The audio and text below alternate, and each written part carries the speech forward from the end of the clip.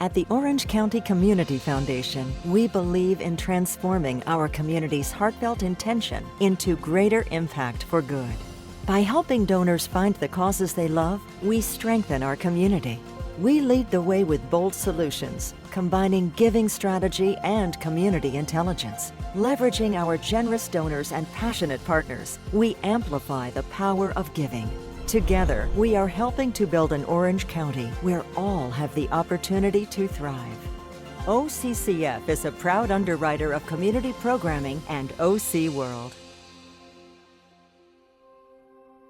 OC World is made possible by the generous contributions of the Marisla Foundation, the Keith and Judy Swain Family Foundation, Orange County Community Foundation, the University of California, Irvine, Socorro and Ernesto Vasquez Family Foundation, Crevier Family Foundation, and viewers like you. Thank you.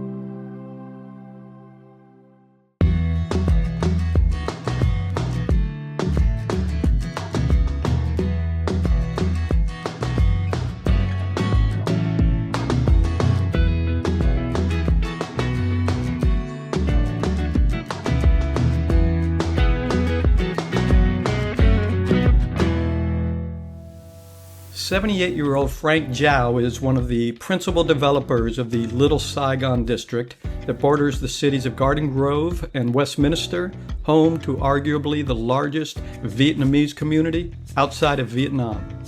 Jao fled Vietnam in 1975 during the fall of Saigon and moved to Orange County, where initially he worked part-time jobs as a vacuum salesperson and security officer, among others. He eventually took real estate and financial classes at Coastline Community College before he founded Bridge Creek, a real estate financial company that has developed more than $400 million or 2 million square feet of retail, condo, and apartment space. Its flagship project, the Asian Garden Mall on Bolsa Avenue, is the cultural and commercial hub of the community. Though some community members have been critical of Jao's architectural designs, sort of a blending of several Asian cultures, there is no denying that he remains an iconic figure who has helped lead the residential and commercial growth of Orange County's Vietnamese community for nearly 50 years. Jao's personal journey reflects in many ways some crucial and challenging questions about refugee resettlement and perhaps more broadly, the American dream. You know, you and I just got back from the OC Forum event where you spoke, 50 Years of Commerce in Little Saigon. And I'm wondering, coming out of that experience, was there anything that was said on stage that surprised you? No, I think they are asking the right question, leading us to the right direction, and is very, very, I would say, attached to the need and the future of the community. And what would you say was the biggest takeaway from today's event? What would you hope that the people in the audience would want to take away from that conversation? I hope people walk away with a positive image that Little Saigon have evolved and become a part, very integrated part of the community, and become a contributing member to Orange County. Very nice. I'm going to jump back a little bit in your history. For when you first moved over to this country, I believe you fled Vietnam, as my understanding, in 1975. And you worked a little bit as security officer, you worked as a vacuum salesperson, you eventually ended up at a local community college, I believe it was Coastline Community College, if I'm not mistaken. You and I are brothers in some respects. I went to Orange Coast College. Really? Yeah. Very good. The community college experience for you, that's an unusual first step. What was that like? I found that they are a wonderful organization, an organization that would assimilate it and take people into education without being intimidated by the quote-unquote university. And it helped the people who didn't have an opportunity of higher education to step up and to be within the arena of the mainstream and that lead them to job and so on. And into university, I have seen many of those. Otherwise, they wouldn't be. It's interesting to me. I think if I have this correct, maybe it was 3 or 4 years later that you decided to sort of start your own business. Do I have the years correct? As a matter of fact, I start my business in late '76. I came in, worked as a realtor for a big company, as a sale for about 9 months, and I decided that I should have my own company. And at the end of the second year, I opened my office, which is Bridge Creek. Were there back then um, any unique opportunities that came your way other than hard work and ambition? Well, I would say the first 18 months, maybe 2 years, I did not have a single Asian customer. And I sailed through and smoothly, fortunately. Beginning the second year, the Asian migration become increasing, particularly the Vietnamese have already get, uh, get, uh, get into the job base and family, and they need a house. So back then it was only about $20,000 a house. You believe it or not, which is the same house about $1,200,000 today. After 40, 50 years, and it was much easier for them to buy a house. What was your driving force? What was the impetus that caused you to be so ambitious and aggressive with your career at an early stage of your life and coming to a new country? Well, I see the opportunity that America provides, which is nowhere in place where I came from. It's so wonderful, and it gives you a chance to do uh, a lot of things that otherwise you wouldn't be able to do. So I did it. I went into it. I did very well on my first uh, year and a half, 2 years, and then I determined, hey, there seemed to be a little more, uh, a bigger stake in the commercial end. So I moved out of it into become a developer, commercial developer. There was something about your personality, something about your work ethic that compelled you to achieve success. I'm wondering if you can help sort of explain it to others that they might be able to incorporate it into their own careers. Well, I came from a little bit different background. When I first get here, I was practically a homeless. No job, no money, don't have any idea what I was doing. So it's survivability. So I takes on any job, the first job that anybody offer. In fact, I was sponsored out by a church member and bring me to La Mirada. And I recall was Sunday, 5 o'clock, that I was taken from Camp Pendleton to La Mirada. The next morning, I go to a donut shop and I buy a donut and I buy a cup of coffee just to understand what it is here that I am about to, the journey is about enter into. Then I see an LA Times, I pick the LA Times, I read it and I circle it, and I said, geez, cost me nothing to give them a call. So I call them, and on the phone, they offer me a job. So I practically get a job within less than 24 hours. So that was amazing. So I did. That is amazing. How did you come up with the name Bridge Creek? Um, Interesting. When I determined to open the business, I team up with my clients who I have sold investment property to, and he was manager of a bank. Back then, it was a Crocker Bank. So I told him with the bank job, I don't think it paid you enough if you were to take your knowledge, your understanding and background into real estate.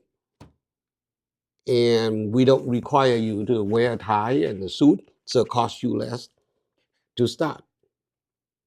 So he agreed.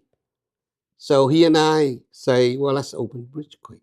So I said, you name it because you know how to name it than I do. So he named it. Did you have some partners early on, some financial investors who helped you get started?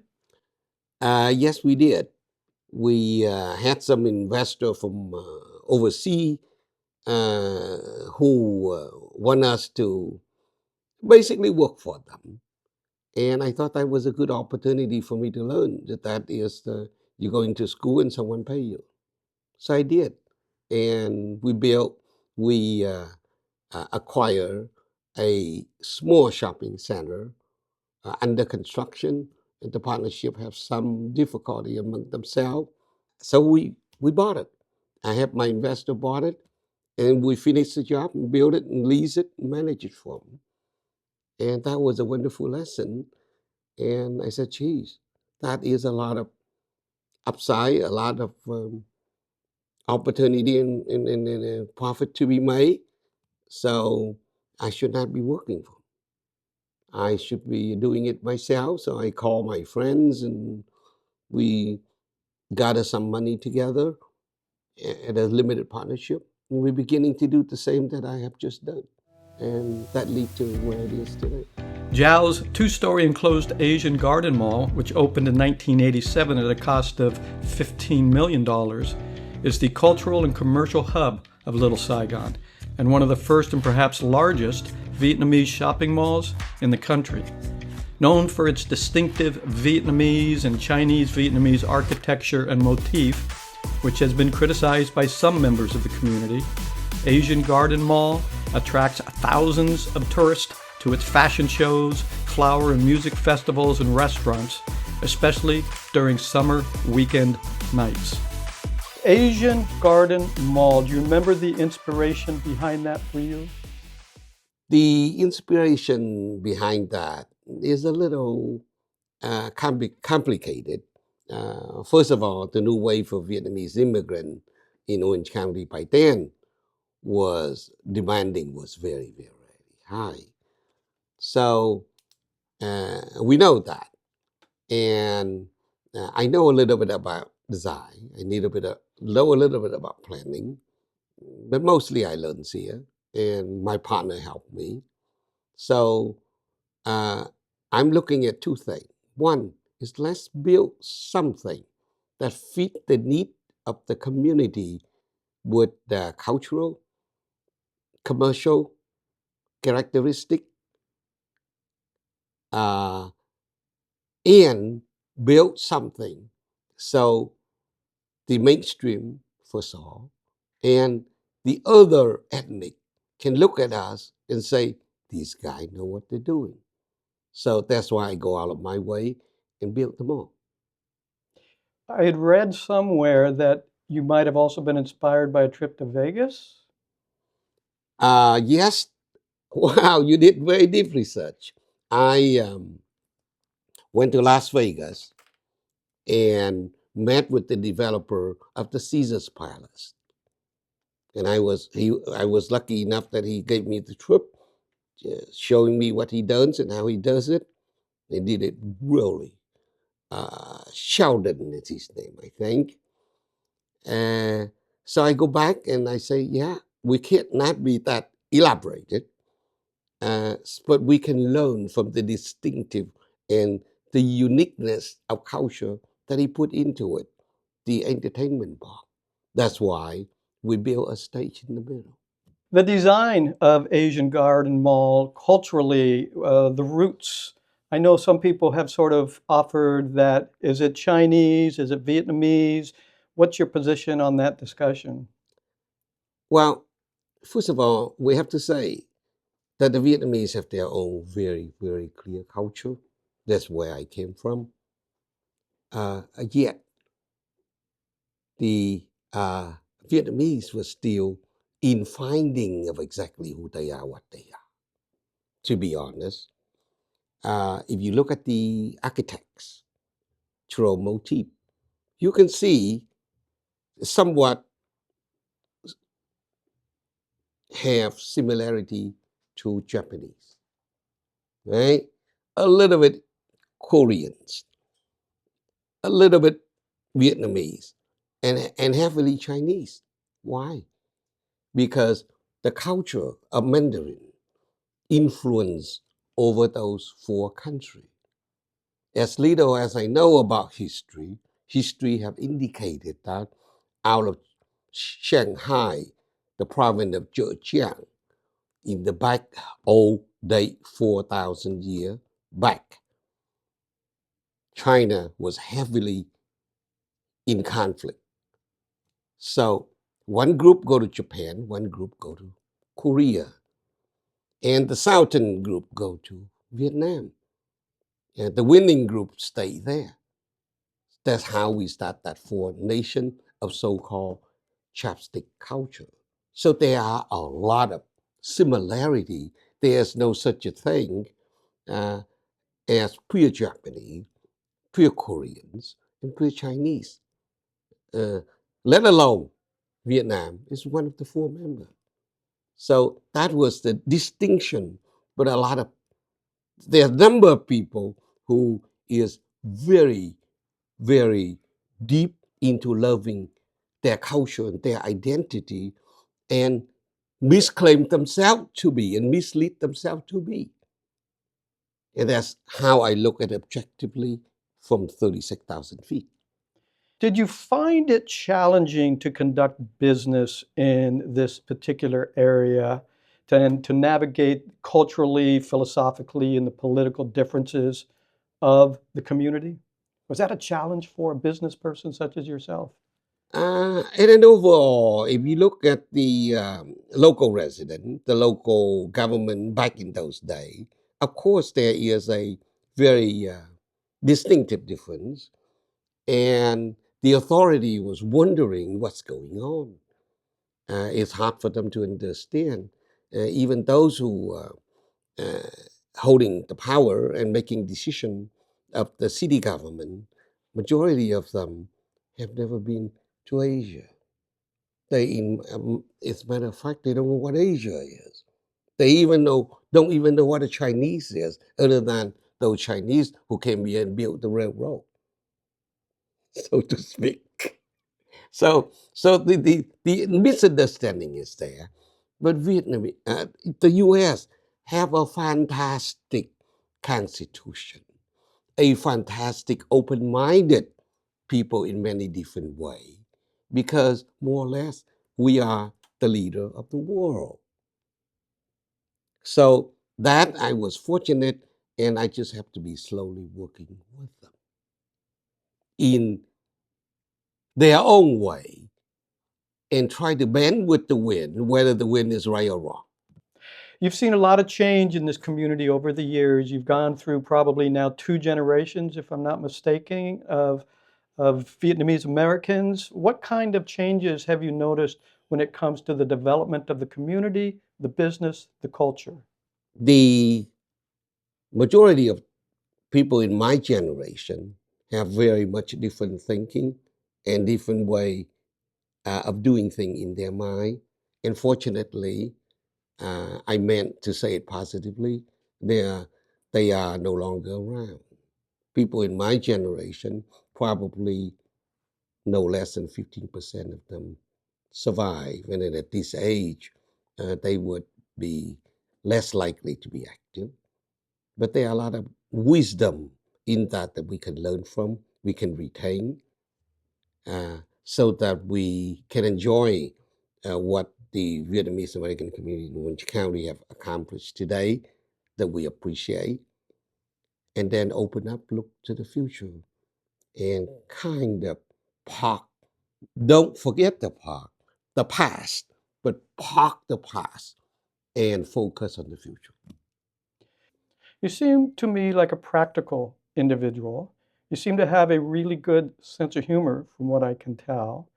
Um, What's one of the strengths currently today of Little Saigon? And then I'll ask the follow-up question. What's one of its weaknesses? Okay. I would say the strength of Little Saigon is the Vietnamese American in the U.S., particularly in Orange County, have realized clearly that there are a lot of other things they didn't know what they were able to do, but it turns out to be they have accomplished it. With that accomplishment, and education in the U.S. has given them a lot of strength and confidence that they can do anything, no less than the Chinese was able to do deep sea. I want you to reflect on your career. I want you to reflect on your influence in the community. And I want you to reflect on what potentially you perceive to be your impact in this area, in Little Saigon, in Orange County, in this country. I want you to not be humble on me right now. I want you to try to really imagine, how you would like people to see your contributions to this country.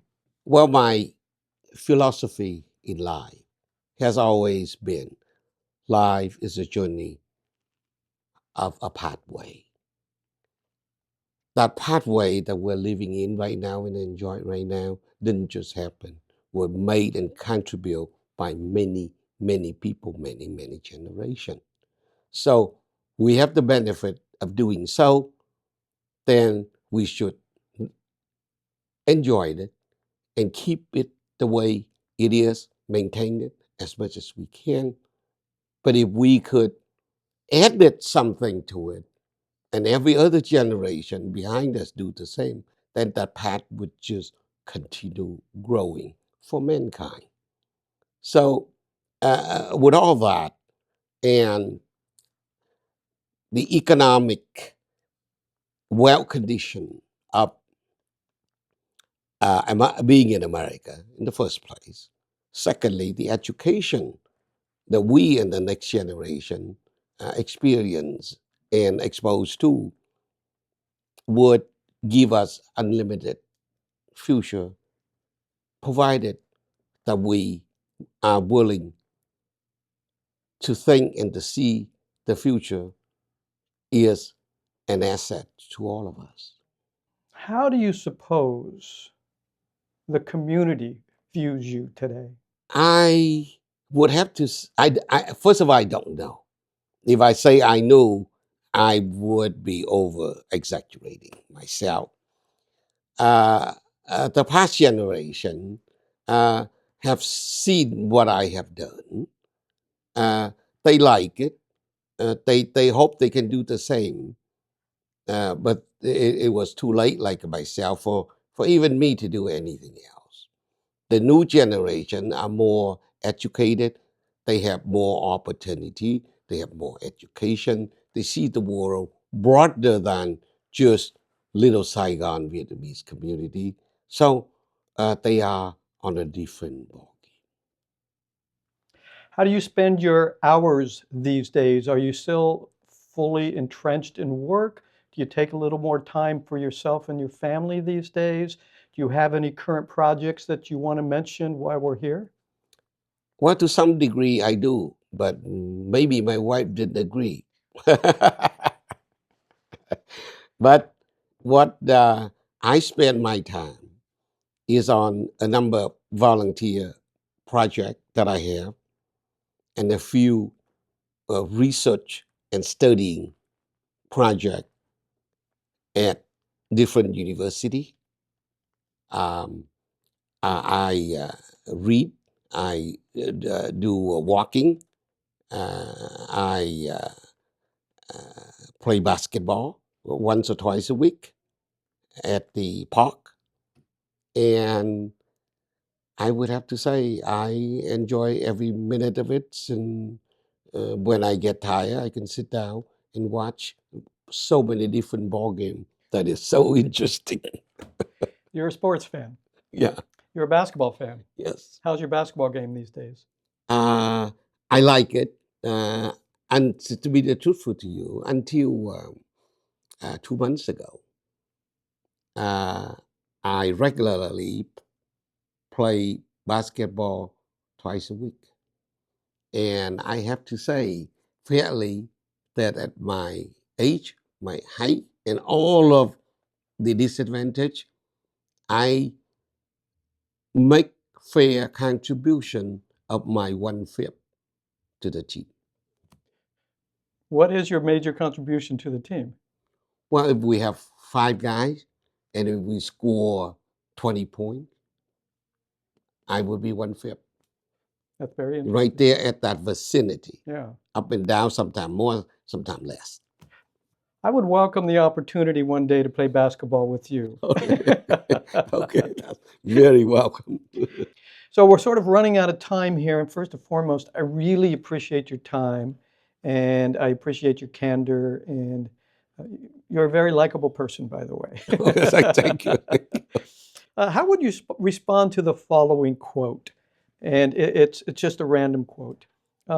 Only in America. Clearly, what I were able to do and I was allowed to do with zero money and become a developer in a new country that I know nothing about. That golden opportunity only happened in America, only exists in America, nowhere else. And what message would you like to leave to the Vietnamese community? The message I wanted to leave back to not only the Vietnamese community, but the community at large, that we have opportunity and we have a legal framework and we have a structure, a financial system here that is accessible, openable to anyone who have an ambition to be ahead in doing something out of ordinary for the country. Thank you. Appreciate your time. Thank you.